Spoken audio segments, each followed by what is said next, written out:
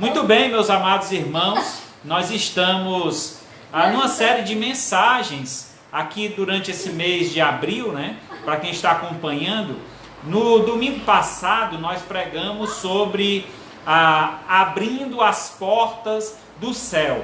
Então falamos como as portas do céu são abertas para nós, como isso funciona. Nós vimos isso, que essas portas se abrem por meio de, como eu posso dizer, por meio de atitudes. Então, reconhecendo o Senhor, tendo uma vida devotada a Deus, nós estamos então abrindo as portas do céu. Mas hoje eu quero tratar de um assunto que para muitos pode ser até difícil de compreensão, né? Quando eu fiz esse cartaz, o que está aqui diante de vocês, eu fiquei até um pouco receoso.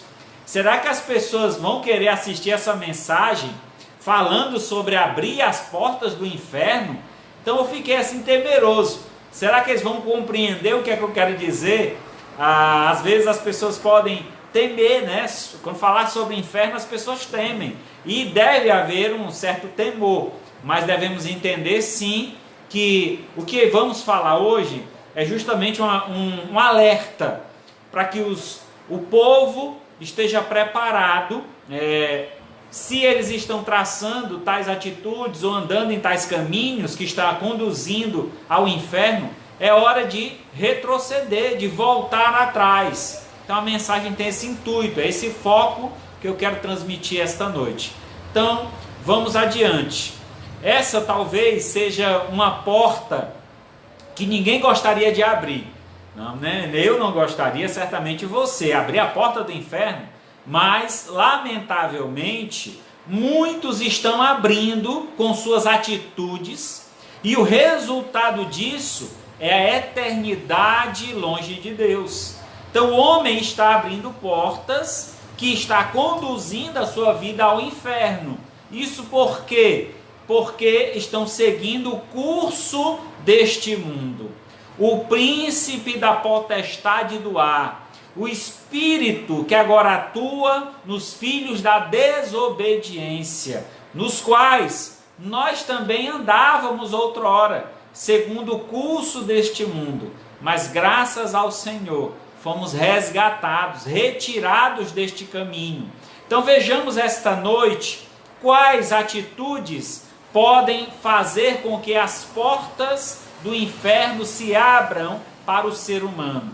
Então, se você não quer ver a porta do inferno aberta, então tenha cuidado se tais atitudes que nós vamos citar aqui estão ou não relacionadas à sua vida. Se você tem praticado tais atitudes, é hora de voltar atrás, arrepender-se, pedir perdão ao Senhor.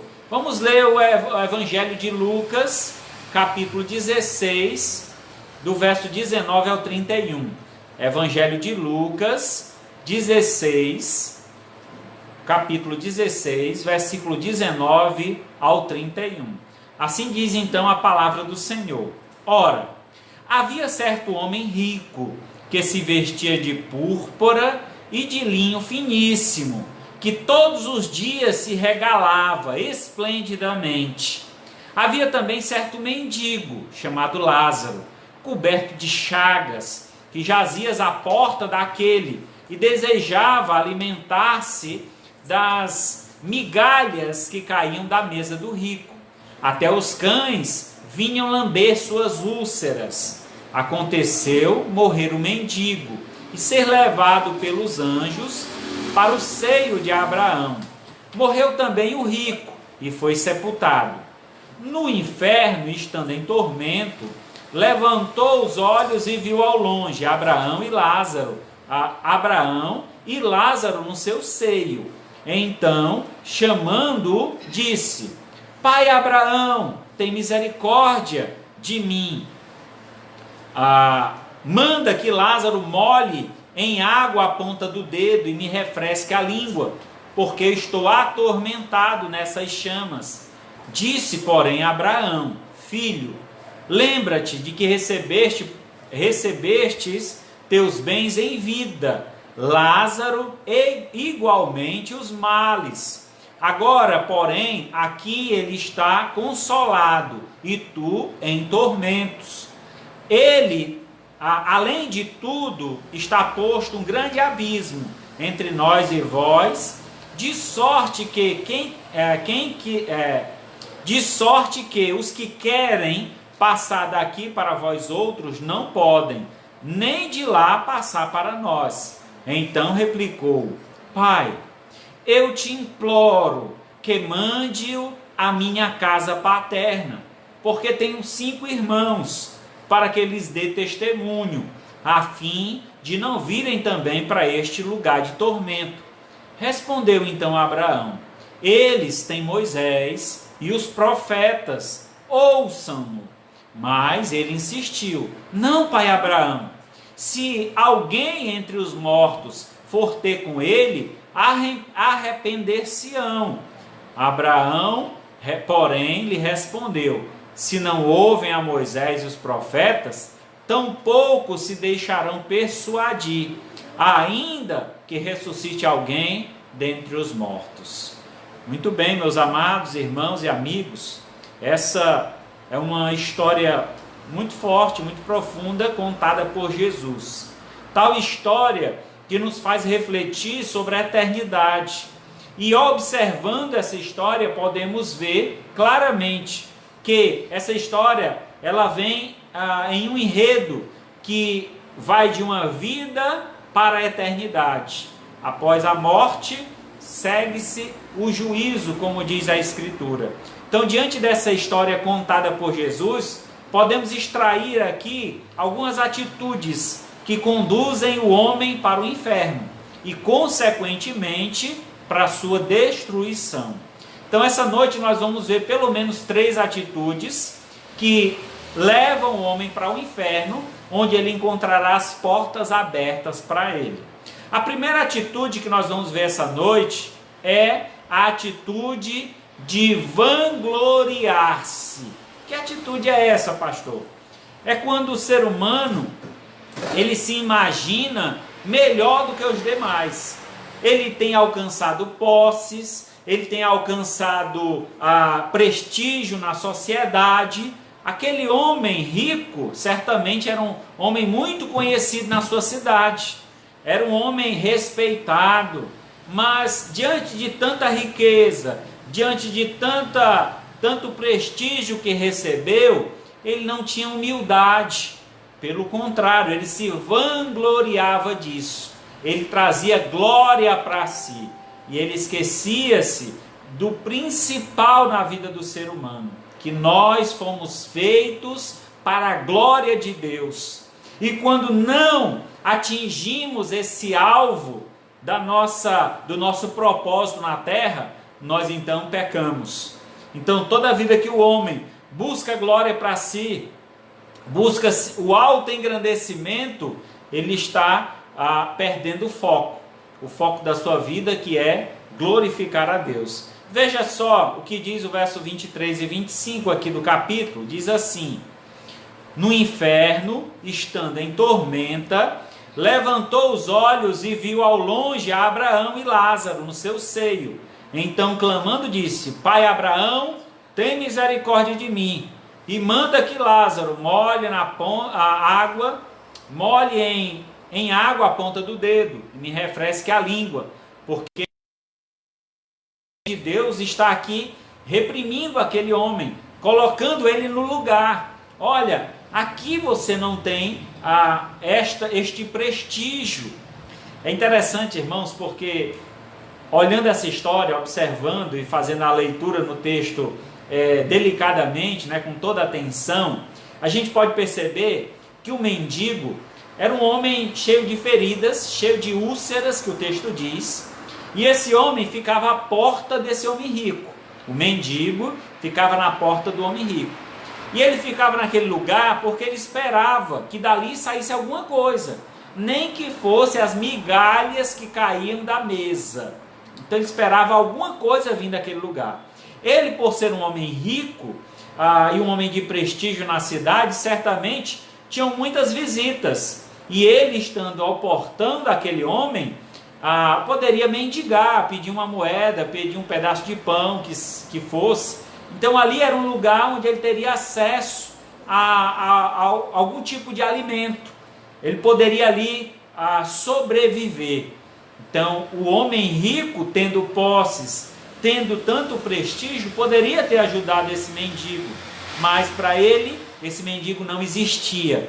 Era alguém que estava ali, mas ele não conseguia enxergar, porque grande era a sua vanglória. Era uma glória vã. Ele se achava muito importante. E é interessante, porque essa história Jesus está contando para os judeus, justamente para os religiosos. E o judeu era alguém que conhecia a palavra de Deus, mais do que qualquer outro, porque sobre os judeus foi dado então o privilégio de receber as tábuas dos 10 mandamentos, foi dado o privilégio da lei do Antigo Testamento ser colocada em suas mãos. Um judeu com 12 anos de idade, ele já conhecia o Pentateuco completo, os 5 primeiros livros da Bíblia, sabia decorado. E então este homem conhecia muito da lei de Deus, e nessa lei é ensinado que deveria tratar o próximo com amor, com respeito, e este homem estava quebrando este mandamento, o mandamento de amar o próximo como a si mesmo.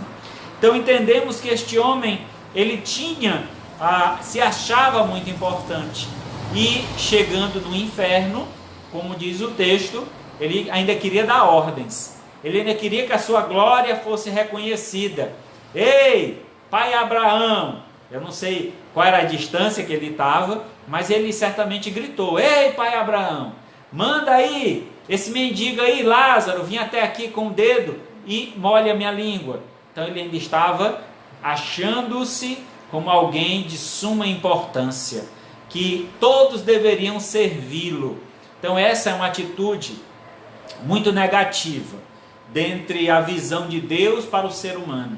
O ser humano não foi feito para humilhar o outro. O ser humano foi feito para ser humilde, para ter atitudes que glorifiquem a Deus. Então, se Deus tem te abençoado, se Deus tem oferecido a você, ou concedido a você graça, tem te dado recursos, tudo isso é para a glória dele, é para que você possa ajudar o próximo, aquele que está ao teu lado, aquele que muitas vezes está necessitando, tão próximo de você, e que você passa com os olhos altivos e não consegue enxergar. Veja o que diz Filipenses, capítulo 2, verso 3. Nada façais por partidarismo ou vanglória, mas por humildade, considerando cada um o outro superior a si mesmo. Então, ao invés de nós nos acharmos melhor ou maior do que os outros, nós devemos considerar os outros maiores do que nós. Até porque diante de Deus todos somos iguais. Então não há diferença de cor, de credo, não há diferença de posição social. Então Deus vê todas as pessoas de igual modo. Todos são pecadores. A Bíblia diz que não há um justo, nenhum sequer. Como eu, sendo um pecador, posso discriminar, posso destruir o outro que foi feito à imagem e semelhança de Deus, que também é pecador? Então meu papel é amar esta pessoa e mostrar o amor de Deus a ela, para que ela, através do amor de Deus, possa ter consciência de que precisa mudar o caminho, o rumo da sua vida, as suas atitudes. É triste, irmãos, às vezes não precisa nem de recursos financeiros para uma pessoa se promover, se auto vangloriar. Hoje, através das redes sociais, isso é muito comum, né? Uma expressão que se tornou comum na nossa sociedade é a ostentação. Então o ser humano hoje vive em busca de ostentação. É ter um carro exclusivo, é ter uma roupa exclusiva, é ter um corte de cabelo exclusivo que ninguém tem. Então isso só para se autopromover, para ele ser o diferente, para ele ser o destaque. E esse tipo de atitude não glorifica a Deus. Até porque Deus deve ter o primeiro lugar na nossa vida. E quando nós colocamos outra coisa em primeiro lugar, nós estamos trocando a glória que é de Deus e colocando no homem. E isso não agrada a Deus. Esse foi o pecado de Satanás. Por isso que ele foi expulso do céu, porque quis tomar a glória de Deus para si. Ele era um ser belo, com uma função excelente dentro do céu, e aí ele se vangloriou e quis o trono de Deus, quis o lugar de Deus, e de lá ele caiu, e chegando aqui na terra, tentou os seres humanos, Adão e Eva, com a mesma visão. Olha, você vai ser igual a Deus se você comer desse fruto. E ali então eles pecaram, porque desejaram ter esta imagem de Deus, né? Ter a glória de Deus para si. Então esse é o grande pecado do ser humano, buscar a glória de Deus e aplicar em sua vida. Certamente um dia todos nós seremos glorificados, mas isso somente quando Deus vier nos buscar. Aí dele receberemos essa glória, quando a Bíblia diz que nós seremos transformados, o nosso corpo de corrupção será transformado em um corpo de glória, e aí seremos perfeitos, assim como Cristo é. Em Gálatas 5:26 diz: não deixemos-nos possuir de vanglória, provocando uns aos outros, tendo inveja uns dos outros. Não nos deixemos, irmãos, encher o nosso coração de orgulho, de pessoas que só olham, sempre que olham para os outros, só se veem, querem ser reconhecidos, querem as palmas dos homens. Então, pelo contrário, Deus diz que aquele que quer ser grande, que desça, que diminua. Então, se nós queremos ter um lugar de destaque no céu, sejamos nós servos de Deus. Jesus apresenta essa ideia de serviço quando ele coloca uma toalha na sua cintura, pega uma bacia com água e vai lavar os pés dos apóstolos. Ali estava mostrando a humildade, o quanto nós precisamos aprender com Jesus, a ser humildes. Aquele homem não tinha humildade, e ele foi para o inferno e encontrou as portas abertas, porque ele não tinha humildade. Era um homem que se vangloriava do seu poder, dos seus recursos, da sua posição diante da sociedade. Tenha cuidado, meu amado. Se esse tem sido o caminho que você tem buscado para a tua vida, tenha cuidado, porque é um caminho que muitas vezes pode se tornar sem retorno, sem volta. Então aquele homem não teve retorno para ele. Quando ele pediu o favor a Abraão, Abraão disse que havia um abismo, uma separação, onde Abraão estava e onde ele estava. Então isso é lamentável. Mas vejamos qual a segunda atitude. A segunda atitude desse homem se encontra no versículo 27 a 29, que diz assim: então replicou: Pai, eu te imploro que mandes a minha casa paterna, porque tenho 5 irmãos, para que lhes dê testemunho, a fim de não virem também para este lugar de tormento. Respondeu então Abraão: eles têm Moisés e os profetas, ouçam. Então, em segundo lugar, a segunda atitude que esse homem tem, que demonstra o enredo da sua história, que aponta a distância que ele está da vontade de Deus, é o egoísmo. Então é a segunda atitude. Ele era um homem egoísta. A primeira atitude dele, impedir que Abraão mandasse Lázaro molhar o dedo em água e vir refrescar a sua língua. Será que ele estava sozinho naquele lugar? Será que não existiam outras pessoas ao seu redor também sofrendo?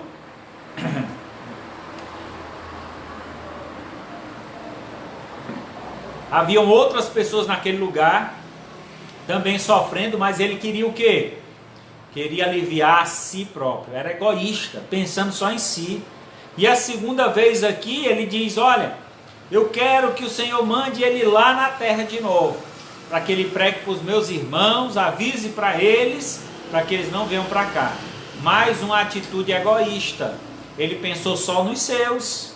Porque ele não disse: pai Abraão, envia Lázaro à terra novamente, para que ele anuncie aos povos, às nações, para que eles não venham para esse lugar de tormento. Então aquele homem, ele tinha uma atitude egoísta, pensava só em si. Então um homem que foi acostumado a viver uma vida regalada, é como diz os primeiros versículos, diz assim: ora, havia certo homem rico que se vestia de púrpura e de linho finíssimo, e que todos os dias se regalava esplendidamente. Então aqui, nesse primeiro versículo, aponta para a forma como aquele homem vivia. Vestimentas caras, e vivia em festas, vivia praticando, exercendo, fazendo, realizando festas. Para quê? Para que ele se regozijasse, para que ele se alegrasse. Então a alegria estava em satisfazer o seu ego, em se vestir bem, em ter uma posição boa diante da sociedade, ser reconhecido como uma figura boa. Sabe aquelas pessoas que vão dar uma esmola, aí faz uma selfie? Estou dando aqui uma cesta básica, aí bate uma selfie da cesta básica que está dando. Será que realmente ele está fazendo aquilo para a glória de Deus ou para a glória de si? Então o egoísmo é isso, quando nós fazemos algo para ser notado, para sermos vistos pelos homens. É quando nós estamos interessados mais no que os outros pensam de nós do que o que Deus pensa de nós. Então, meu amado, não seja egoísta, não pense somente em você. Quando você der uma esmola que seja, a Bíblia orienta que a tua mão esquerda não veja o que a tua mão direita dá, ou vice-versa. Então, faça algo sem esperar aplausos, porque toda honra e toda glória deve ser dada ao Senhor, e dele é que nós receberemos a recompensa, e essa recompensa virá na eternidade. Então todo aquele que pratica o bem, do Senhor receberá também o bem. Então um homem egoísta, que estava pensando somente em si, queria refrescar-se somente a ele, e também queria que salvasse somente a sua família.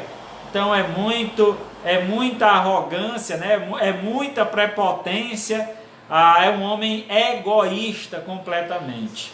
Em 2 Timóteo capítulo 3, Paulo, escrevendo esse jovem pastor, ele faz uma revelação vinda dos céus. Essa revelação dada por Deus é de como seria a característica dos homens dos últimos dias. E que últimos dias são esses? O período então pós-Cristo, a partir da vinda de Cristo até o retorno dele para buscar a sua igreja. Esse período se chama os últimos dias. Então diz assim, 2 Timóteo 3, verso de 1 a 4. Sabe, porém, isso: nos últimos dias sobrevirão tempos difíceis, pois os homens serão egoístas, avarentos, jactanciosos, arrogantes, blasfemadores, desobedientes aos pais, ingratos, irreverentes, desafeiçoados, implacáveis, caluniadores, sem domínio de si, cruéis, inimigos do bem, traidores, atrevidos, enfatuados, mais amigo dos prazeres do que amigo de Deus. O que é que significa tudo isso? São características do século em que nós vivemos, do período em que nós estamos vivendo. Isso é real, irmãos. Nós olhamos para fora e encontramos as pessoas agindo desta forma. As pessoas altamente avarentas, as pessoas egoístas, só pensam em si, não se comovem com o necessitado, pessoas sem domínio de si, praticando mal e achando que isso é normal, e pessoas que são inimigas de fazer o bem, inimigas de praticar o que é bom, e consequentemente a isso se tornam inimigos de Deus. Porque para eles, o que é mais importante é satisfazer os desejos do coração. E o nosso coração é enganoso, porque o nosso coração é egoísta. Nós queremos sempre mais. Há um ditado que diz: a medida do ter nunca enche. Quer dizer, se você tem algo que é bom, que é bonito, mas sempre você quer outro, quer mais. Isso de uma forma bem clara, né? Bem, digamos assim, bem prática. Algo muito comum, por exemplo, é o celular. Você compra um celular e aí daqui a um ano e já está desatualizado, tem que comprar o outro, o mais moderno que saiu.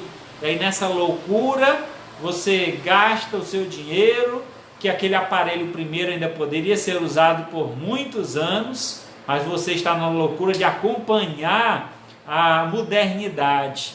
E aí sabe o que é que você faz? Desperdiça. É o desperdício. O egoísta é alguém que desperdiça, porque ele concentra os seus recursos em satisfazer a sua vontade egoísta. E ele satisfaz isso esbanjando, desperdiçando.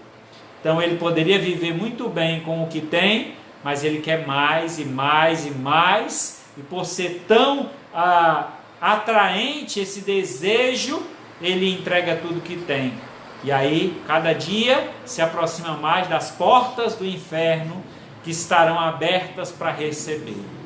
E por último, em terceiro lugar, a terceira atitude que nós encontramos no texto é do verso 30 ao 31, quando ele diz: mas ele insistiu: não, pai Abraão, se alguém dentre os mortos for ter com eles, arrepender-se-ão. Abraão, porém, respondeu: se não ouvem a Moisés e os profetas, tampouco se deixarão persuadir, ainda que ressuscite alguém dentre os mortos. Como havia afirmado anteriormente, ao povo que Jesus está falando esta história, contando essa história, é o povo judeu. Então o povo judeu tinha a prática de todos os sábados ir para a sinagoga, ir para o templo, ouvir a mensagem de Deus, fazer as suas ofertas. Então isso era a prática comum deles. E o pedido que aquele homem rico faz, ele mostra a sua arrogância. Abraão já havia afirmado que era impossível, mesmo que se ele ressuscitasse, eles não iam dar ouvidos àquele mendigo. Mas ele, mais uma vez, usando de uma atitude negativa, que é a arrogância, ele não aceita o que Abraão diz e retruca. E ele diz: não, não é assim não. Se o Senhor mandar ele, os meus irmãos vão escutar. E aí Abraão afirma: olha, eles já têm quem fale para eles. E quem é que está falando? Lá, a palavra. Ele usa aqui: os demais livros foram escritos por quem? Pelos profetas. Então ele está resumindo a Bíblia do Antigo Testamento, né? O Antigo Testamento em dois grupos: Moisés e os profetas. Então, se eles não dão ouvidos à palavra que veio de Deus, como é que eles vão dar ouvidos ao mendigo que morreu, ou pelo menos que disse que tinha morrido e ressuscitou? Eles não iam dar crédito de forma alguma. Mas aquele homem rico era um homem que buscava glória para si, era um homem egoísta, como também um homem arrogante. Não aceitava o não. Como ele estava acostumado a comprar todo mundo, a impor a sua autoridade diante do poder que tinha, então ele não aceitava o não. Ele retrucou o que Abraão falara a ele. Abraão, para os judeus, é uma figura muito importante. É um patriarca. Lembra que Deus escolheu Abraão, e por meio de Abraão foi que a nação foi construída, né? Foi erguida. Então Abraão foi chamado por Deus, e Deus deu uma promessa para Abraão que dele faria uma grande nação. E essa nação é a nação de Israel. Então todo israelita é descendente de Abraão. Por isso que ele chama pai Abraão. É uma referência à criação da nação que partiu de Abraão. Então era uma figura importante. Aquele homem não estava dando a devida consideração. A sua arrogância era tão grande que ele estava confrontando uma figura tão importante. Abraão ali não somente representava esse ser patriarcal, como também representava o próprio Deus. Então, em outras palavras, esse homem confrontou a vontade de Deus.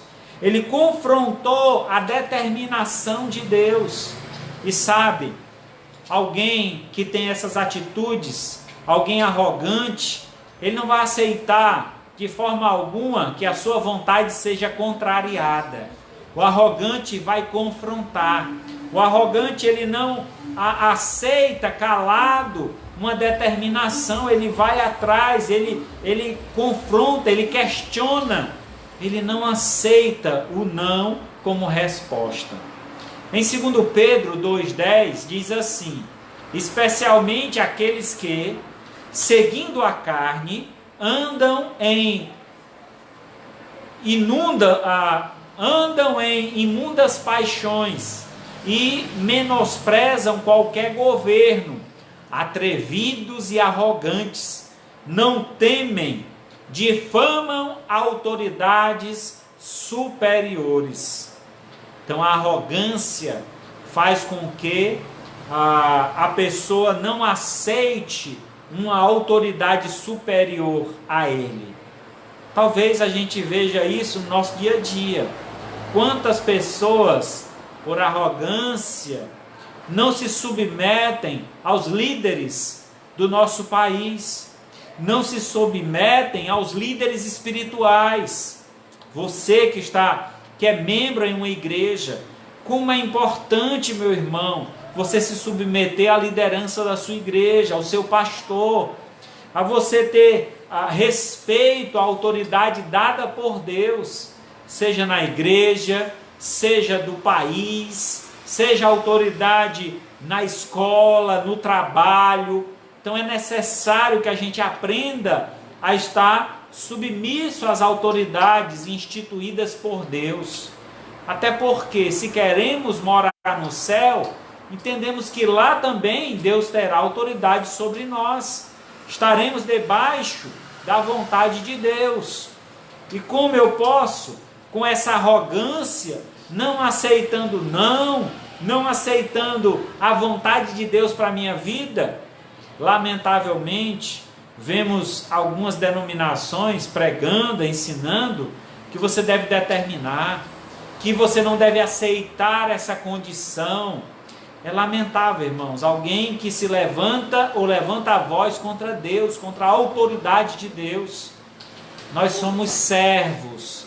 O servo não questiona a ordem do seu Senhor.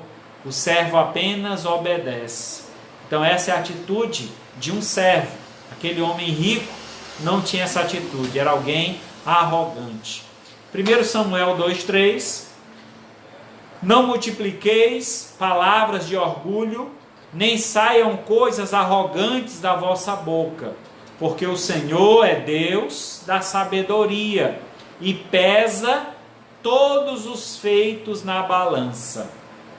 Deus pesa tudo que a gente fala. Já pensou? Às vezes, não, mas foi só uma brincadeirinha. Cuidado como você tem usado as palavras. Há uma expressão popular que diz: palavra tem poder. E é verdade, em um certo sentido, né? Quando obedecemos a palavra de Deus, ela tem poder de transformar a nossa vida. Mas quando desobedecemos a palavra de Deus, o poder daquela palavra, ela vem contra nós com juízo.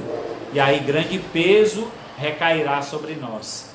É necessário, meus amados, que nós tenhamos atitudes diferentes que esse homem rico teve.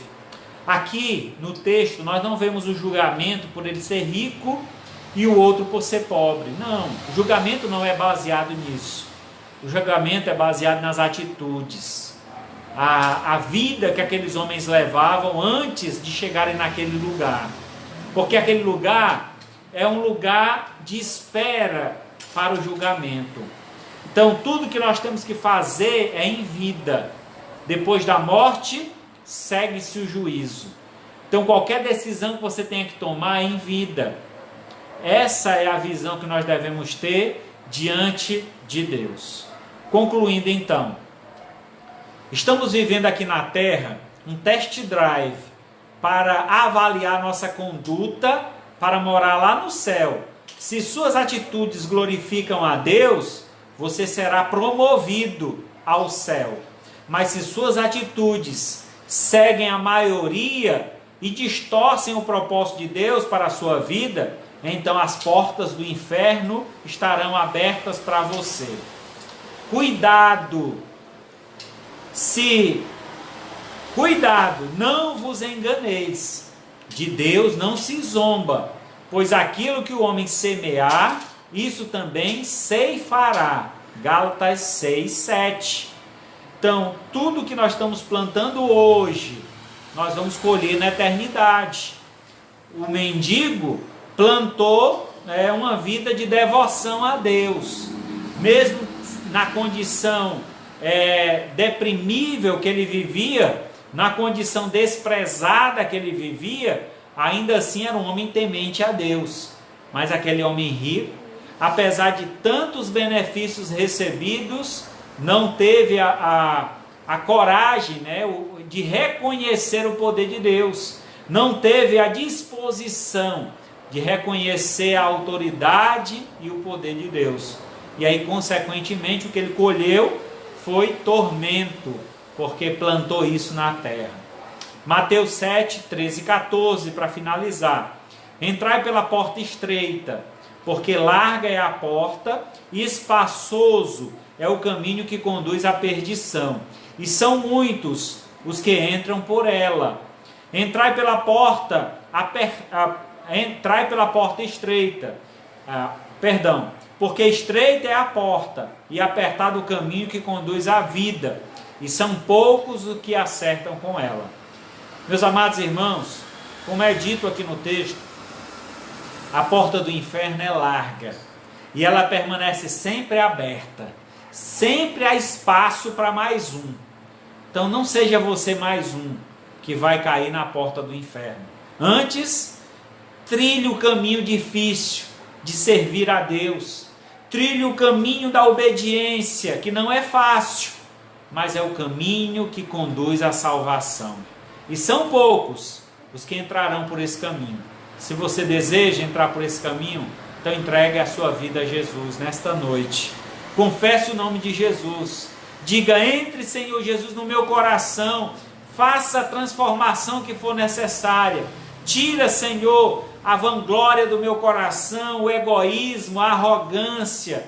Me faz um homem, uma mulher humilde, disposto a te obedecer, hoje e sempre. Amém? Louvado seja Deus por isso. Oremos ao Senhor. Maravilhoso Deus, amado Pai, muito obrigado, Senhor, por esta palavra de exortação, que nos chama a atenção, Senhor, quanto às nossas atitudes, como nós temos levado a nossa vida aqui nesta terra. Sabemos que esta vida, Senhor, vai refletir na eternidade. E se temos levado uma vida de santidade, de obediência, uma vida em conformidade com a Tua palavra, o resultado disso será a eternidade ao Teu lado.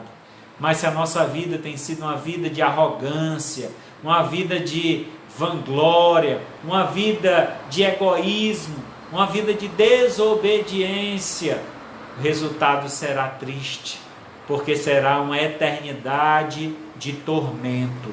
Que isso não aconteça, Senhor, com o Teu povo, nem muito menos com aqueles que ouviram esta palavra. Faz transformação, faz morada em nosso coração, transforma a nossa vida, nos ajuda, Senhor, a viver uma vida digna, de direito de morar no céu. Então, nos dá, Senhor, esse direito, nos dá essa dignidade que só o Senhor pode dar, nos purificando de todo o pecado. E se tem alguém aqui essa noite, ó Pai, que precisa fazer uma confissão de fé, que ele faça nesse momento, entregando a vida em Tuas mãos, confiando que só o Senhor pode mudar o rumo da vida, e que ele seja transformado nesta noite, em nome de Jesus, hoje e para todo sempre. Pois nós pedimos e te agradecemos, em nome de Jesus. Amém.